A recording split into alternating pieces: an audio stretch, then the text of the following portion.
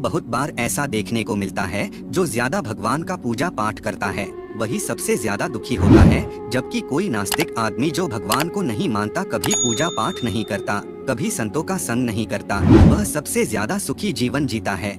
यह सब चीजें देखकर कभी कभी लगता है कि भगवान ही गलत है, भगवान का न्याय ही गलत है, या कोई कहानी नहीं। यह हर किसी के साथ होता है। दोस्तों, इस वीडियो में हम आप लोगों को इसके पीछे के कारण के बारे में बताने वाले हैं। भगवान श्री कृष्ण ने स्वयं इसका उत्तर दिया है कि आखिर ज्यादा पूजा पाठ करने वाले लोग दुखी और परेशान क्यों रहते हैं। इसका उत्तर भगवान कृष्ण ने श्रीमद् भागवत गीता के माध्यम से बड़ी स्पष्टता के साथ बताया है। तो चलिए शुरुआत करते हैं। नमस्कार दोस्तों, हमारे नोट वॉच चैनल पर आप सभी का स्वागत है। अगर आप भी भगवान शिव के भक्त हैं तो कमेंट में हर हर महादेव जरूर लिखें। चलिए शुरू करते हैं आज की प्रस्तुति। ज्यादा पूजा पाठ करने वाले लोग दुखी क्यों रहते हैं।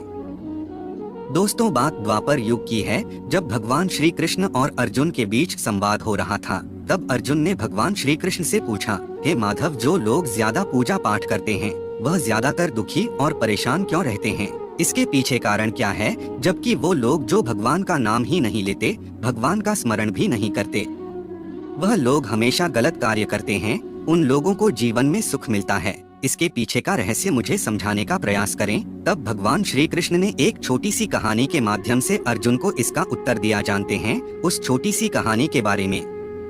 भागवत गीता के अनुसार से ज्यादा पूजा करने वाले लोग दुखी क्यों रहते हैं।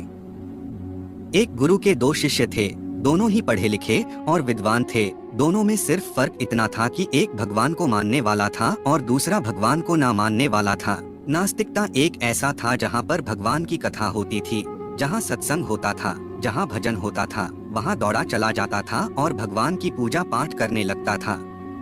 दूसरा शिष्य इन सब चीजों से काफी दूर था। वह शराब पिया करता था, वेश्याओं के यहाँ जाया करता था। सारी बुरी आदतें दूसरे शिष्य में थी। एक दिन क्या हुआ कि जब वह शिष्य शराब पीकर अनाप शनाप बोलते हुए रास्ते में चलते हुए अपने घर को जा रहा था, अचानक उसको रास्ते में पैसों से भरा एक बैग मिल जाता है। उसकी खुशी का ठिकाना नहीं रहता। वह जोर जोर से चिल्लाते बताता है, आज मुझे पैसों से भरी भेंट की थैली मिल गई है, मेरा जीवन सफल हो गया, इन पैसों से अपने जीवन की आवश्यकताओं की पूर्ति कर लूंगा। वही दूसरा मित्र मंदिर से भजन करते हुए अपने घर को जा रहा था। अचानक उसकी पैर में बड़ी कांटी चुभ जाती है, रक्त निकलने लगता है।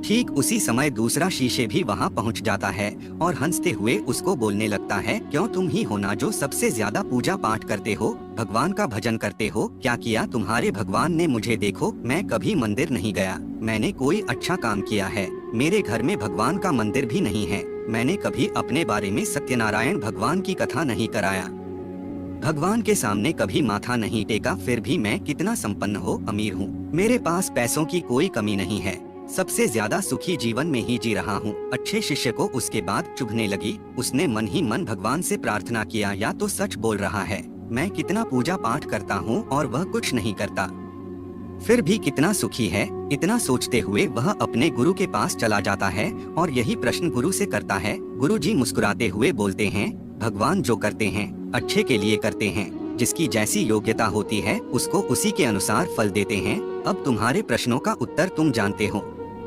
भगवान ने पैरों में ही क्यों कांटे चुभाए और उसको पैसे से भरी बैग क्यों मिली। सुनो, तुमने पिछले जन्म में बहुत पाप किया था, इसलिए तुम्हारी आज मौत होने वाली थी। तुम बच गए क्योंकि तुम मंदिर गए थे, तुमने भगवान की पूजा की थी।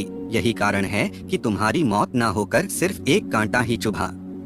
अब तुम्हारे मित्र की बात करते हैं। वह पूर्व जन्म में एक संत महापुरुष था, इसलिए उसकी जीवन बदलने वाली थी, करोड़ों की संपत्ति का मालिक बनने वाला था, मगर इस जन्म में उसने कोई भी अच्छा कार्य नहीं किया, इसलिए पूर्व जन्म के फल के अनुसार उसको थोड़े से पैसे मिले, जबकि वह अरबों के संपत्ति का मालिक बनने वाला था।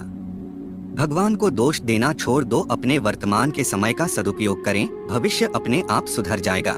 इस प्रकार उसकी आंखें खुल गई और उसे पूजा पाठ में लग गया। तो यही करना होता है कि जो पूजा पाठ करते हैं वो इतना दुख क्यों रहते हैं। वीडियो को अंत तक देखने के लिए आपका बहुत बहुत धन्यवाद मित्रों।